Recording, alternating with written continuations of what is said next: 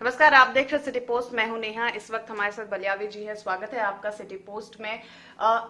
आज अमित शाह ने ये कह दिया है कि सीए एक कानून बन चुका है, पूरे भारत में इसको लागू किया जाएगा। इस तरीके के बयान को आप कैसे देखते हैं? बिहार भी भारत में ही आता है सर? बिहार भारत में भी आता है और देश को बिहार ही दिशा भी देता है। जी। अंग्रेजों के खिलाफ बिहार ने ही देश को दिशा दिया था। माननीय मुख्यमंत्री श्री नीतीश कुमार जी ने बिहार विधान सभा में दो टूक साफ शब्दों में कहा कि बिहार में एनआरसी किसी कीमत पर लागू नहीं होगी और देश में भी इसकी जरूरत नहीं है। जी। अब रहा सीए, तो सीए से लाने से पहले माननीय होम मिनिस्टर को बताना चाहिए था कि देश में किस देश से आए हुए कितने शरणार्थी हैं और किस धर्म के हैं, जी। वो कहाँ रहते हैं।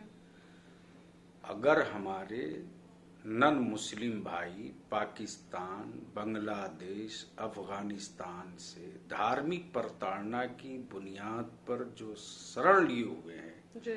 उनकी लिस्ट बिल लाने से पहले बता दिए होते तो भारत का मुसलमान उन अपने शरणार्थी भाइयों से मिलने भी जाता, सहयोग भी करता और देश में एक समाजी सौहार्द का माहौल भी बहुत अच्छा खड़ा होता। अब वो मामला सीए का सुप्रीम कोर्ट जा चुका है। अक्सर ऐसा हुआ है कि संविधान के विरुद्ध कोई भी कानून बना है तो उस कानून को माननीय सर्वोच्च न्यायालय में चैलेंज किया गया है। तो अब देखा जाता है आगे क्या होता है। लेकिन मेरा मानना है कि ये सीएए देश के उन भूमिहीन दिहाड़ी मजदूर बंजारा समुदाय जिनके पूर्वज भारतीय हैं लेकिन उनके पास कोई जमीन का प्रमाण नहीं है, वोटर लिस्ट में नाम नहीं है, वैसे पुश्त दर पुश्त यानी पूर्वजों से जो लोग भारतीय हैं उन्हीं को ये नागरिकता दे करके बताएंगे कि हमने शरणार्थियों को दिया है जो हमारे उन भूमिहीन भाइयों के भारतीय होने का, भारत के सपूत होने का, भारत के बेटा होने को पर एक चैलेंज होगा। और उन्हीं भूमिहीन भाइयों की लड़ाई, उन्हीं भूमिहीन दिहाड़ी बंजारा नट समुदाय के भाइयों की लड़ाई इस वक्त पूरे देश में लोग लड़ रहे हैं, आंदोलन कर रहे हैं, धरना प्रदर्शन कर रहे हैं। माननीय मुख्यमंत्री ने सदन में साफ शब्दों में कहा कि सीएए पर चर्चा होनी चाहिए, इस पर डिबेट होनी चाहिए, इस पर बहस होनी चाहिए। तो ये सारी बातें साफ हो चुकी हैं, मामला न्यायालय में जा चुका है। अब माननीय होम मिनिस्टर क्या कह रहे हैं वो तो वही बेहतर बताएंगे। वो बात तो वो ही है, पुरानी जो रोज कहते आ रहे हैं उसी को फिर उन्होंने रिप्ले कर दिया। बलियावी जी, मैं एक चीज समझना चाह रही थी, क्या सीए और एनआरसी जैसे मुद्दों से मुस्लिमों को बहुत ज्यादा नुकसान होने वाला है? देखिए, आसाम में एनआरसी की जो शुरुआत हुई थी और ये कहा जा रहा था देश के बहुसंख्यक समुदाय को धोखा दिया जा रहा था कि लाखों नहीं करोड़ की संख्या में मुस्लिम घुसपैठी आ गए हैं, इसलिए एनआरसी जरूरी है। और उसी को आधार बनाकर एनआरसी कराया गया। जब 19 लाख संदिग्ध लोग आए उसमें 14 लाख हमारे नन मुस्लिम भाई निकल गए। तो ये ऐसे ही एनआरसी कराया जा रहा है या सीएए का टोटल ऐसे ही है जैसे बहुसंख्यक समुदाय को फंसाने के लिए अल्पसंख्यक समुदाय को, मुस्लिम अल्पसंख्यक समुदाय को चारा बना दिया गया। अच्छा। आप अगर पूरा देश देख रहा है, एनआरसी या सीएए के खिलाफ अगर शाहीन बाग में या आपके मुंबई में या मंसूर पार्क में, पूरे देश भर में अगर हर स्टेट में अगर कहीं कोई आंदोलन हो रहा है और मुस्लिम महिलाएं दिख रही हैं, तो उसमें नन मुस्लिम माए बहनों का भी बड़ा योगदान है। उसी के साथ जो सबसे महत्वपूर्ण चीज है वो ये सामने आ रही है कि आसाम के नन मुस्लिम भाई क्यों इसके अगेंस्ट हैं।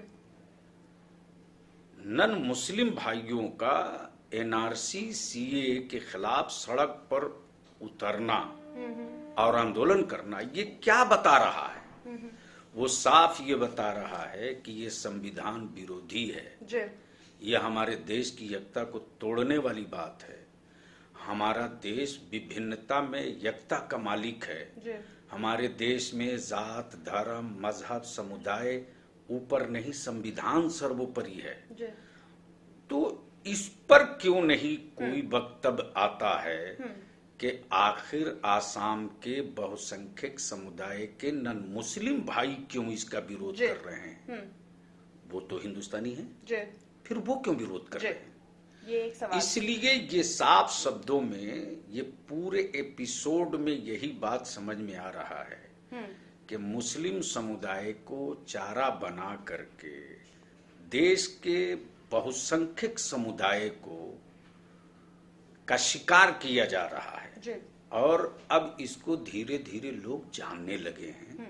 और हमको लगता है कि जब मामला सर्वोच्च न्यायालय में आ चुका है और माननीय चीफ जस्टिस का जब ये बयान आया कि इस वक्त देश संकट से गुजर रहा है, तो कहीं ना कहीं किस सेक्टर के लोग हैं जो इसके अगेंस्ट नहीं आए हैं? एडवोकेट्स आ गए, रिटायर्ड जजेस आ गए, रिटायर्ड आईएएस आ गए, रिटायर्ड आईपीएस आ गए, छात्र आ गए, छात्रों में सभी धर्म, सभी मजहब, सभी यूनिवर्सिटी के बच्चे आ गए। तो अब बचा कौन है? करेक्ट। तो आप ये कहना चाह रहे हैं कि मुस्लिमों को बस एक चारा बनाया जा रहा है ताकि ये टारगेट करेंगे पहले अल्पसंख्यकों को और फिर बहुसंख्यकों को ये सरकार टारगेट करना चाह रही है। देखिए, अब तक तो किसी भी मुस्लिम अल्पसंख्यक ने वर्तमान सरकार से नौकरी की, सर्विस की कोई उम्मीद न रखी थी, न है। लेकिन जिस बुलंदी के साथ ये कहा गया था कि हम हर साल 2 करोड़ पढ़े लिखे बच्चों को रोजगार देंगे, कहाँ गई वैकेंसी? क्या हुआ वैकेंसी का? आज ITI, NIT, BCom, आपके BCA, PBCA, सब कुछ करके जो बच्चे हैं, उन बच्चों को ये धोखा दिया जा रहा है। ये बिल, इस तरह का कानून ला करके मुस्लिम समुदाय के लोग बेचैन होकर सड़क पर जो निकल रहे हैं, तो उससे ये समझाने का प्रयास हो रहा है कि देखो, हमने नौकरी तो नहीं दिया लेकिन ये काम कर दिया। मतलब एक तरीके से डाइवर्ट किया जा रहा है इस मुद्दे से। अब वो तो पूरा देश देख रहा है। और सबसे बड़ी बात ये है कि अदारे शरिया जो देश में एक बहुत ही सामाजिक और सोशल वेलफेयर नजरिए का, सोच का एक संस्था है, जहां पर्सनल लॉ के हिसाब से निकाह का, तलाक का, फतवे का, एजुकेशन का, रिलीफ का, वेलफेयर का काम होता है। वो इस संबंध में सर्वोच्च न्यायालय में पिटीशन दायर किया है और कल सुनवाई है।